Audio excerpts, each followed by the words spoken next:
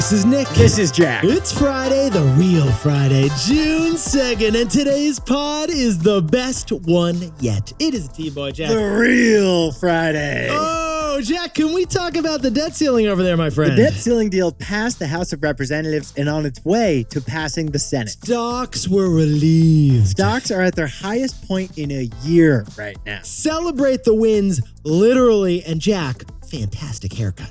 Thank you. You're looking great over there. Just wait till I'm wearing Prada. Oh, I cannot even imagine it. Jack, first story, what do we got on today's show? Alo Yoga has become the fastest growing athleisure brand in the United States. Because Yetis, Alo doesn't have stores, it has sanctuaries. For our second story, we're looking at Lucid. Lucid's electric car business was running low in cash, but it just got a $1.8 billion check. Because Lucid is the electric car of Saudi Arabia. And our third and final story, we're going up to the poop deck. Cruise lines are doing so well, their ships are over 100% full this summer. But Jack and I are wondering, why are the cruise stocks so far down?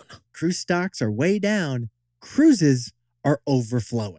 It's a conundrum. It's confusing. We got to talk about this. But Yetis, before we hit that wonderful mix. This is how you go into a weekend, Jack. I love this mix. The NBA Finals tipped off last night. We got the Denver Nuggets versus the Miami Heat. It is a showdown. But the real showdown isn't between the players, and it's not the rebounds or the zone defenses either. No, and it's not Jimmy Butler, and it's not Nikola Jokic either, is it, Jack? The real story is the mascots. It's the mascots, because Yetis, Denver's mascot is the highest paid mascot of all the mascots. Get this. Rocky, the mountain lion for the Denver Nuggets. Love Rocky. He is a mascot that gets paid a reported $625,000 a year. We repeat, the mascot for the Denver Nuggets is getting paid $625,000 a year. I'm sorry, sit down, stand up, and start cheering. This sounds crazy. Yes, it does sound crazy, but if true, huge. Remember, there's a man in that suit, Yetis, and that man is making $250,000 to dress up and perform as a fluffy, kid-friendly mountain lion mascot with opposable thumbs. This guy makes more money than a VP at Goldman Sachs. Jack, this guy makes more money than a P at Goldman Sachs. College grads, if you want to make bank, yeah, don't get into banking. Get into double backflip trampoline slam dunking at halftime. Yeah, you should start learning how to toss a t-shirt, because then you can start tossing checks. What we really want to know, though, is what did Rocky the Mountain Lion do to negotiate such a high salary? I mean, Jack, does he walk into the job interview and just start fist pumping his way to negotiation? Did he tell the guy on the other side of the table, if I make this half-court shot, you have to pay me $1 million? Jack, what happens if the offer was like too low? What did he do then? Boo! Boo! He's in like a bunch of other people. Let's go, people. Let's go. Bring it up. Here we go, HR. Here we go. Can I get a 6 and a 2 and a 5? You're paying me $625,000 a year. Or you're getting a free white t-shirt in the gut. Let's hit our 3 stories. 15 years before this song, 2 boys from the Northeast met in the dorm. They had an idea that caused a cultural storm. It's the best one yet, but the best is the norm. Jack, Nick, that's it. I don't even think they need to practice. 50%, that's a fat tip. T-Boy City on your at-list. If you know, you know, cause we ready to go. We can't wait no more, so just start the show. Start the show. For our first story, Alo Yoga, the athleisure brand. Its sales have nearly doubled in the last year. They just passed $1 billion.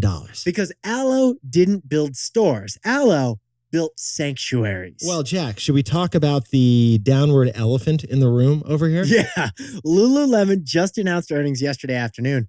Really good earnings. It was actually impressive earnings. But Jack and I don't want to talk about that. We want to talk about Alo. Alo. A-L-O, which stands for Air, Land, and Ocean. We're talking about the fastest growing athleisure company in America, based in Los Angeles. We're talking A-list Lycra. The target customer wears Alo on set in Santa Monica. Like, maybe you haven't seen Alo? You've seen Alo. You've seen a Jenner wearing Alo. The Alo brand is if Coachella designed yoga pants. It's basically like a wearable juice cleanse. But Nick and I were shocked to see this. Alo Yoga was founded by 2 middle-aged dudes. The co-founders are best friends in their mid-50s who make cute tops. And now those cute tops are worn by Hailey Bieber, Bella Hadid, Olivia Wilde, and countless other celebrities. The most likely you are to see these cute tops is at a Malibu farm in Montecito. Let's jump into the numbers. Sales at Alo Yoga nearly doubled last year to pass $1 billion. Jack, can we slip into some context, please, on this? You want to know how much $1 billion is? Let's talk about $1 billion in athleisure sales. Well, Lululemon, a huge apparel company, did $8 billion in sales last year. Okay, so what we're saying here, ipso facto, Alo Yoga is in the same ballpark revenue-wise as Lululemon. Right. Every 8 pairs of Lululemon pants sold, there's 1 pair of Alo leggings sold. But yet, here's what Jack and I found fascinating about this story. The business story here isn't the product, it's actually the store. Because they don't have stores, they have what they call sanctuaries. Jack, I think you're supposed to say sanctuary. No, you're supposed to say sanctuary like Quasimodo in the Hunchback of Notre Dame. It's like you can go Quasimodo or you can go full ASMR on this, Jack. Want to know what their sanctuary looks like? Let's talk about what their sanctuary looks like. Picture Hailey Bieber's yoga sanctuary. That's what this is. This company, they're not just selling yoga pants and yoga mats. What are they selling, Jack? A $100 oil diffuser, a $400 gold necklace, double-digit lattes next to the leggings. With virgin farm-raised oat milk. Because this isn't a store. This is a spa, cafe, co-working space, gym experience. Yetis, when you walk into an Alo Sanctuary, you're not there to really buy a legging. You're going there to take a power Pilates class. And then sip on a nitro matcha on the ground floor after that class. That's not all. You may head up to the top floor where you can enjoy a cryo chamber and freeze your legs. Or a cold plunge pool. Or an oxygen bar. They even have a podcast studio at their sanctuaries. Jack and I can walk in ensconced in yoga pants and perform this podcast from an Alo store. It's a wild store. Again, they don't call it a store. Now we understand why. Yetis, you come for the wellness bar, you leave with the sports bra. We've said before, retail's not dead. Bad retail's dead. Preach, Jack. But is this even retail? It sounds more like hospitality. I don't really know. I'm just too blinded by the turmeric latte shots. We should check out their store in Soho next time we're in New York City. Sorry, sanctuary.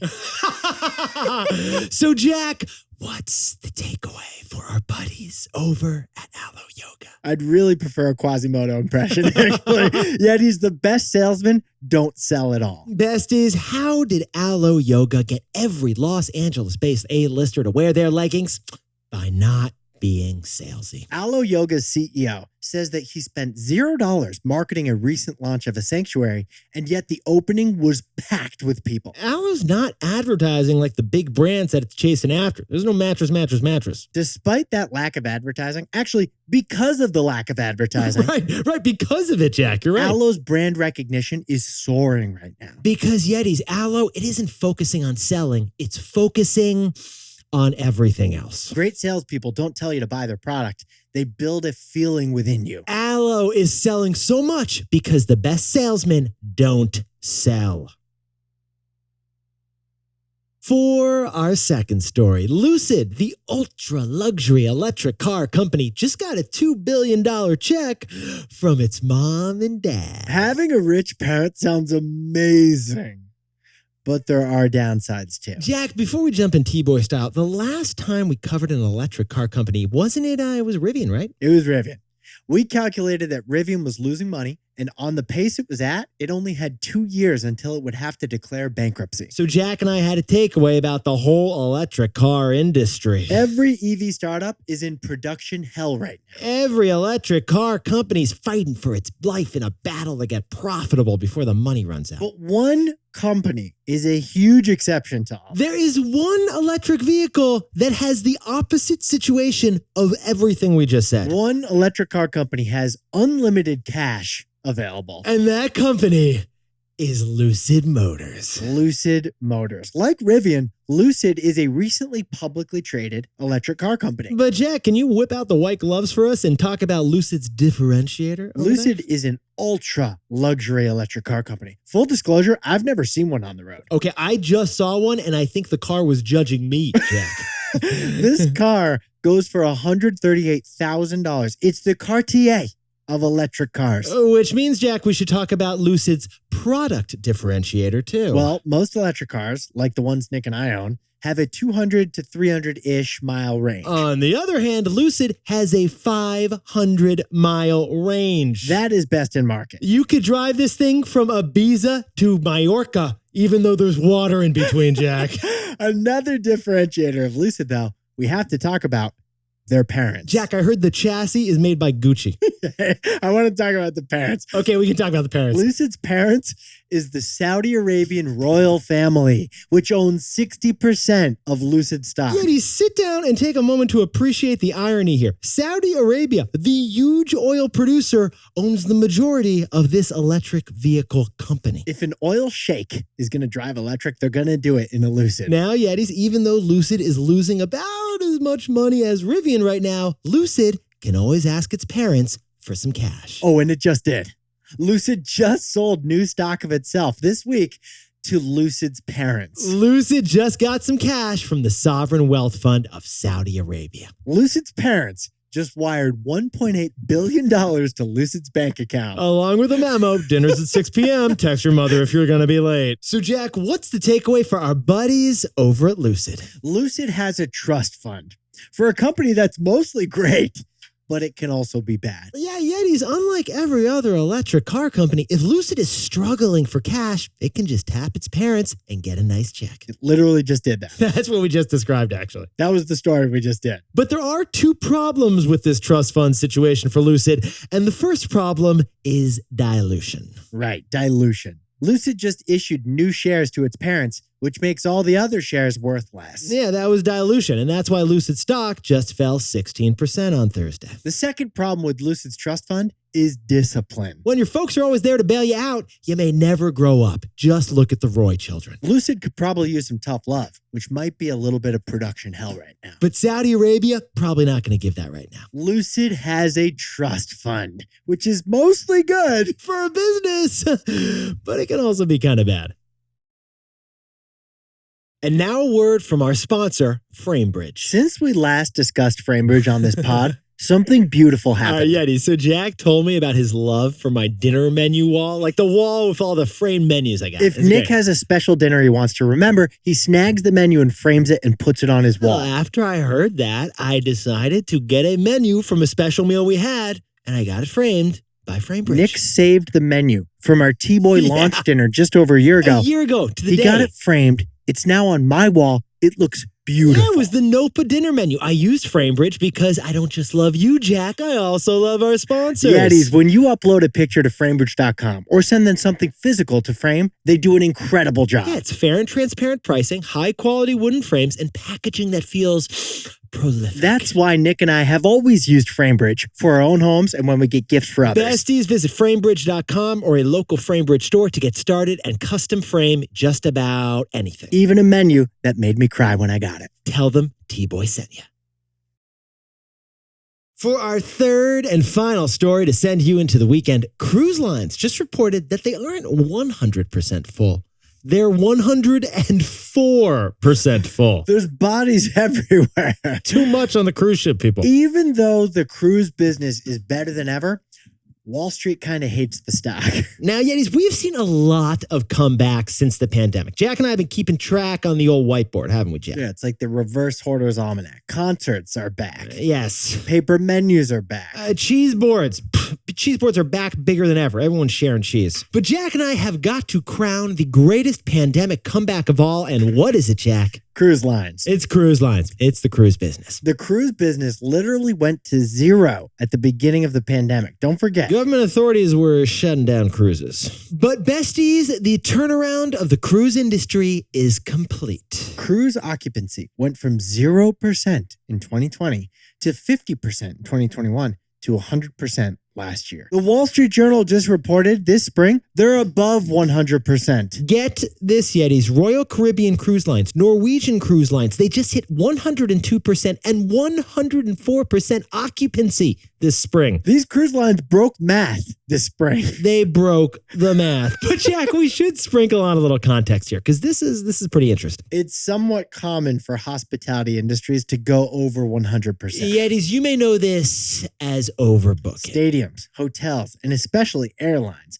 They sell more tickets than they have seats. assuming that a small percentage won't show up or will cancel. Well, cruises are so in demand this past quarter, they are literally bumping passengers like JetBlue. But Norwegian Cruise Lines actually had 104% capacity on the most recent ship. Interesting. Because some people insisted they didn't want to be rebooked to next year or next month. They decided to bunk in the same room with other people. Jack, can we just set the scene on the starboard bow here? There are too many people literally on the ship. Like, people are just ending up rooming together, right? Rooms designed for 2 people are holding 3 or 4 people instead. I think they're like related though. It's not like cross-party situation. Yeah, this isn't like Rando Ron is bunking up with you, right, Jack? Still, dude, they're like short on bath towels. Okay, so like what's the situation for the like activities staff? If you want to snorkel for that excursion, get in line. Yeah, if you want to hang out at the kiddie pool, it is not just kids in there. It is like teenagers getting stuffed in. Yeah, put a helmet on. And the all-you-can-eat endless shrimp buffet is literally running out of shrimp. Oh, you want tartar sauce? You are not getting tartar sauce. Still, this is a booming business moment for the cruise line. The average ticket for a cruise is up 40% from last year to $750. Cruise lines are sold out through next year. It's crazy. But here's what Jack and I were curious about. The 3 biggest cruise stocks, despite all of that, are down 80% from their pre-pandemic highs. Booming business. Battered stock price. Call Tom Wamsgan. So, Jack, what's the takeaway for our buddies over in the cruise industry? Nothing sinks a stock like debt. Yeah, it is. How did cruise lines survive that year of empty ships and that second year of half-empty ships? They took on a lot of debt during the pandemic. Yeah, Jack and I jumped into the Carnival Cruise earnings, and they have got over $30 billion in debt. You thought your mortgage was big? For every dollar of cash Carnival has, they have $7 of IOUs. Yes, analysts are impressed that Carnival ships are literally overflowing. But shareholders don't get paid until all that debt gets paid off. And that is why we see such a healthy business, but such an unhealthy stock. Because nothing sinks a stock like an iceberg. Like that. Like Too soon. Too soon.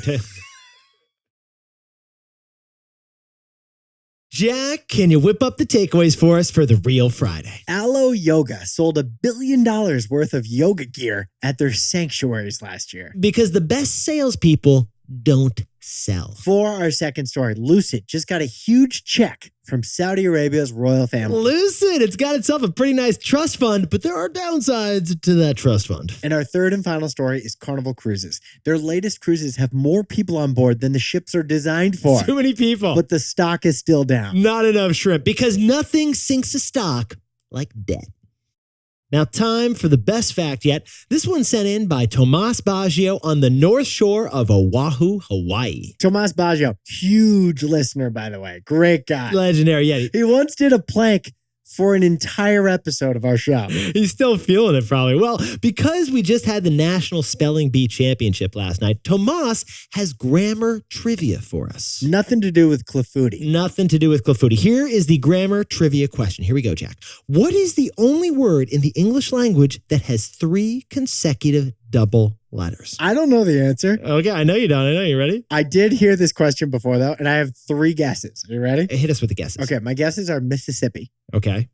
No. Okay, but I think we did. Okay. How about vacuum? Aren't there like 2 C's and 2 U's and 2 M's? That is really good. And in German, you may be right, but English, I don't think that's the case. Okay, I keep going. You're on a roll. You're getting My close. last guess was TP. Isn't it like TEEPPEE? I guess it depends which part of the country you're from. Okay. The answer, Yetis, for the one word in the English language that has 3 consecutive double letters is bookkeeper. Bookkeeper. Bookkeeper. BOOKKEE. 2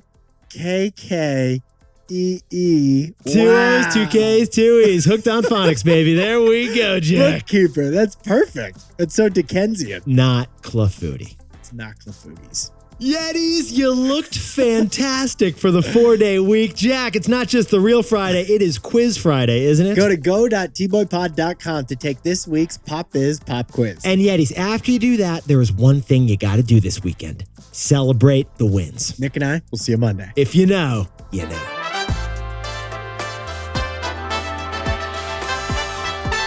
And before we go, in a first for this podcast, Yosef, over in Tracy, California, we have a special announcement from a special someone in your life. This is wild. Yosef, we have a message from your wife.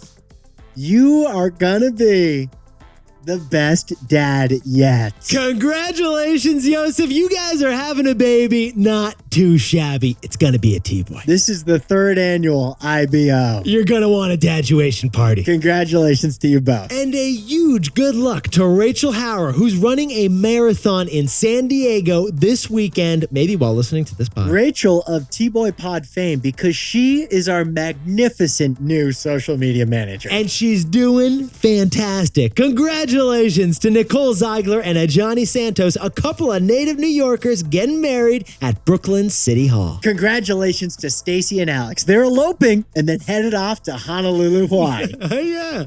Okay. That's pretty cool. I don't have much to say, but that's cool. I lost my place.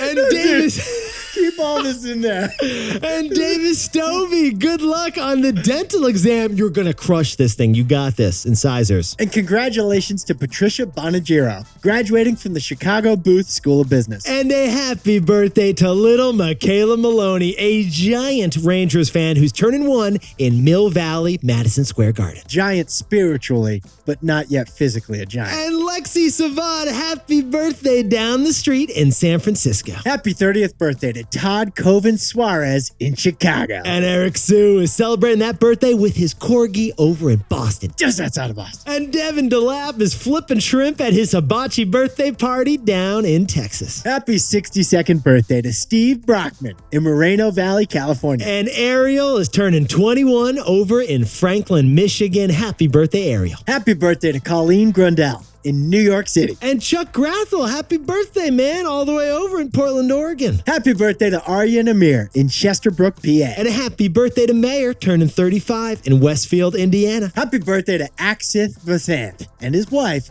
celebrating the birthday on the same day. This is Jack. Nick and I both own stock of Lululemon.